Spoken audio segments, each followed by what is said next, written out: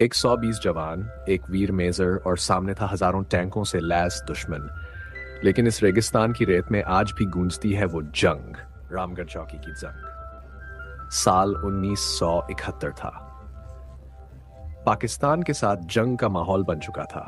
भारत की पश्चिमी सीमा पर राजस्थान का रेगिस्तान सुलग रहा था। बाड़मेर सेक्टर के पास एक छोटी सी पोस्ट थी, रामगढ़ चौकी, जहां 120 जवान तैनात थे।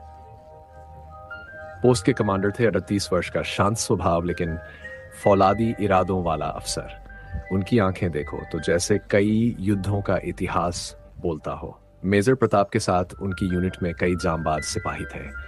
हवलदार नरेश यादव हरियाणा का छोरा, मजाकिया लेकिन जान देने से न डरने वाला। लांस नायक इमरान खान भोपाल से, दिल में कुरान और हाथ में बंदूक लेकर देश की सेवा को अपना मजहब मानने वाला।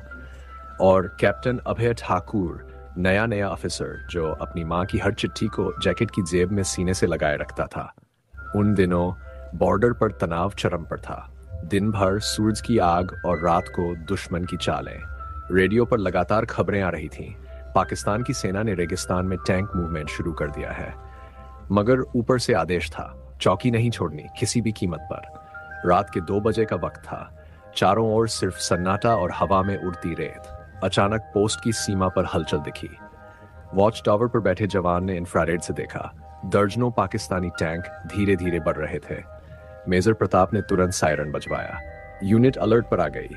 सोल्जर्स अपने अपने बंकरों में तैनात हो गए। गोलियां, मोर्टार, मशीन गन सब रेडी।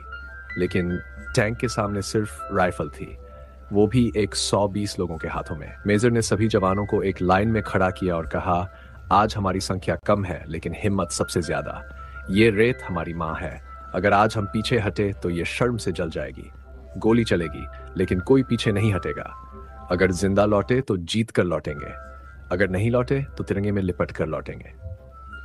हर जवान की आंखों में आंसू और आग दोनों थे। उसी आग में से पहला गोला आया। पाकिस्तानी टैंक ने सीधा पहला बंकर उड़ाया। एक जवान वहीं शहीद हो गया।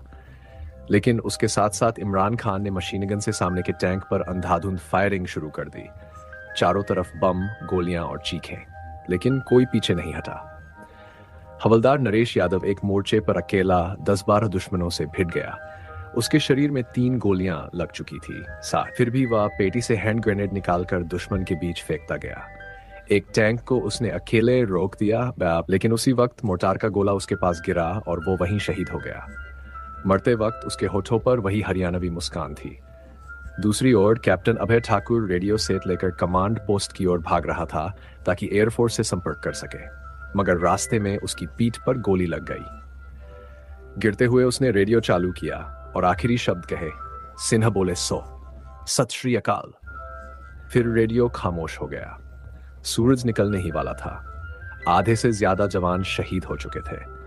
चारों तरफ जलते बंकर और बिखरी लाशें, मगर भारतीय तिरंगा अब भी लहरा रहा था। मेजर प्रताप खुद मोर्चे पर आ गए। दुश्मन के टैंक से चंद मीटर की दूरी पर खड़े होकर उन्होंने एक एंटी टैंक माइन एक्टिव की और जैसे ही टैंक आगे बढ़ा उसे उड़ा दिया। इस धमाके से पोस्ट की जमीन भी थर्रा गई। इमरान खान अब भी जिंदा था। उसके सीने में 2 गोलियां लगी थी पर कुरान उसकी जेब में थी। वहीं से गोली रुक गई थी। उसने ऊपर देखते हुए कहा, अल्लाह ने कहा था अपने वतन के लिए जान देना इबादत है। आज मेरी नमाज पूरी हुई। सुबह होते ही भारतीय वायुसेना के हंटर विमान आए। उन्होंने पाकिस्तानी टैंकों पर ताबड़तोड़ बमबारी की। रेगिस्तान की रेत पर दुश्मन की मशीनें धू धू कर जल उठी। बाकी बची पाक सेना पीछे हट गई। जंग खत्म हुई। रामगढ़ पोस्ट बच गई, लेकिन उस पोस्ट पर अब चुप्पी थी। तिरंगा लहरा रहा था मगर उसके नीचे कई ताबूत थे। हर ताबूत पर जवान का नाम, यूनिट और एक चुटीली सी याद। नरेश यादव का हेलमेट जिस पर जाट बुलेट ही लिखा था। अभय की जेब से निकली मां की चिट्ठी जिसमें लिखा था, जल्दी आना बेटा, हलवा बनाया है।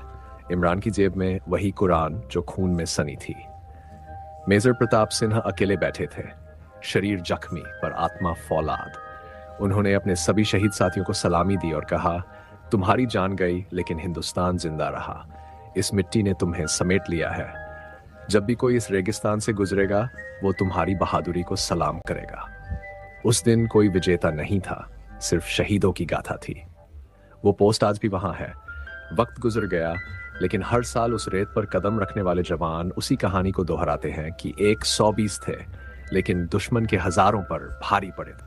अगर आपको ये कहानी दिल तक पहुंची हो, अगर आपने भी उन जवानों की बहादुरी को महसूस किया हो, तो इस वीडियो को ज़रूर लाइक करें। उन शहीदों की गाथा को और लोगों तक पहुंचाने के लिए इसे अपने दोस्तों और परिवार के साथ शेयर करें। और ऐसी ही दिल को छू लेने वाली कहानियां सुनने के लिए चैनल को सब्सक्राइब करें, क्योंकि जब तक ये कहानियां जिंदा हैं, तब तक हमारे वीर भी जिंदा हैं।